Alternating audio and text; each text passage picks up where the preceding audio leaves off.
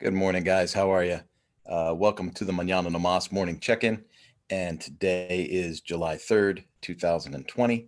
Uh, it is, it's hard to believe it's Independence Day tomorrow. So the background, the atmosphere looks a little different today, and that is because today's going to be a productive day here in the garage. Let me stand up, give you kind of a tour. I've got a KX here that's going to receive a little TLC. I've got my Giant, which is going to receive brakes, front and rear, and a little TLC. The 999 in the background, well, that's getting a dashboard and an ECM installed, as well as some body hardware. And then we've got where did that go? Cyclocross bike. Oh, my cyclocross bike is over where I usually talk to you guys, over here in the corner. And that's going to need a bath, and I need to go over that and check the brakes on that as well. I've been doing a lot of pedaling lately. I've been trying to rehabilitate and recover, and man, I'll tell you what, it's just been a bear trying to get back after 3 months off the saddle. I mean, I did a couple of fun rides here and there, but realistically, I wasn't pushing like I used to push. Training 7,500 miles a week, right?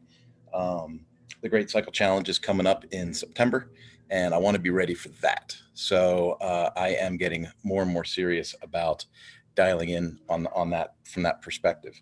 I can see the sun's kind of interfering with you guys a little bit, so I'm going to try and walk this way and see if this helps the camera angle or not.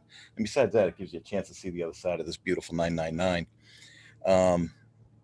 It's so weird. I haven't worked with Ducati officially in 4 years, right?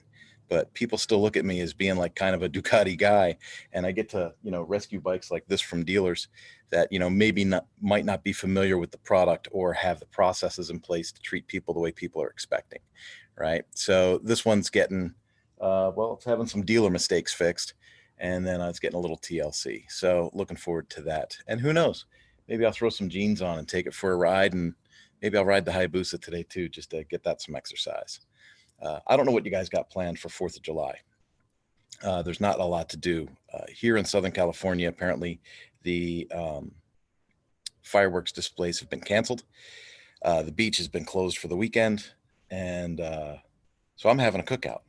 I made a little flyer. I gave it to the people on my cul-de-sac, and we'll be doing a cookout at 4 o'clock in the afternoon.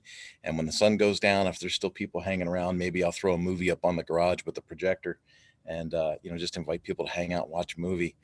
It's so, and I know that there's people watching this going to say, oh, but what about masks, and what about social distancing, and what about everyone on my street's been on lockdown for months, and we need an opportunity to say hello, right? And you can wear a mask if you want to wear a mask, if you can use sanitizer if you want to use sanitizer, if you want to stand 10 feet away, stand 10 feet away.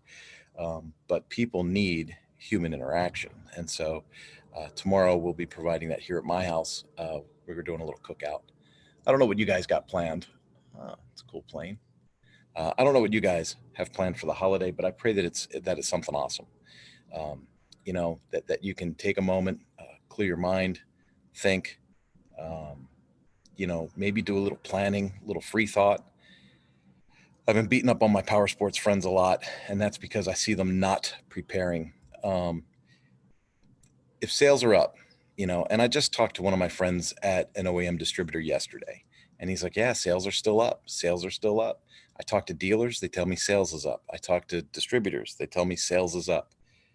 If sales is up, how are you going to leverage that to improve your business long term and not short term? It's a simple question, right? And unfortunately for me, I think the answer is simple. The answer is train your service people to deal with the increased rush they're going to have when these people require their first services. Build that, customer retention right now is one of the biggest subjects in power sports and marine. And it seems to be, this is so hard to say because it sounds judgmental, but from what I can see, dealership owners are going, oh man, that's great. I know a lot of people that could use that. We don't need that, but I know a lot of people could use that. And the thing is that they don't recognize that they're the ones that could use that.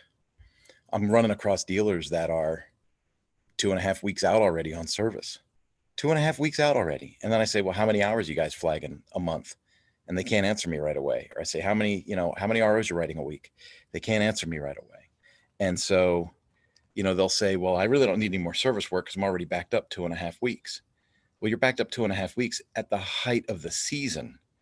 With a little foreplanning, you could spread your busy season out a month or two on the front end, a month or two on the back end, right? And through using some processes that I would go over with your service people, you could increase your hourly output, your productivity, and your efficiency, right? So you can either choose to get more work done in the same allotted time, or you can get the work done in a shorter amount of time. But in any case, you're making yourself available for more work. And then that more work is what reduces your lead time, right? From 2.5 weeks to 5 days, 7 days. If you can get a customer in within 5 to 7 days, they're going to be happy. If you tell a brand new customer that just spent $15,000 on a motorcycle that they got to wait 2.5 weeks for an oil change, they're going somewhere else. And that's how we lose that. That's how we lose that repeat business, right?